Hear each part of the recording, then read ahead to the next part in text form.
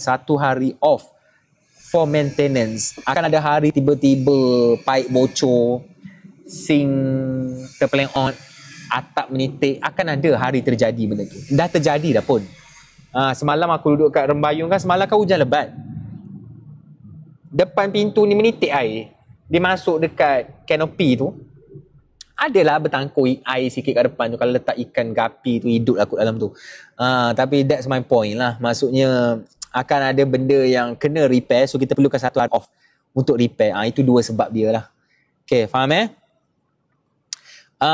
macam mana KA belajar and biggest cabaran dalam hidup? Saya belajar dengan cara buat silap. Itu saja. Sebab tu bila orang keluarkan ayat dekat internet, aku baca je orang tulis, tapi aku tak react lah benda-benda yang ulasan pasal Khairul Amin ni, sebab saya tak nak masuk campur.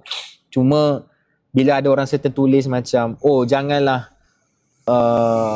macam mana ayat dia, aku lupa dah hari tu. Alah, ada baca itu something yang macam, oh nanti kalau Khairul Amin buat silap, korang lah orang pertama yang akan cancel dia, bla bla. Saya sebenarnya memang dah disclaimer benda tu daripada dulu lagi. Saya dah kata banyak kali, saya akan buat silap.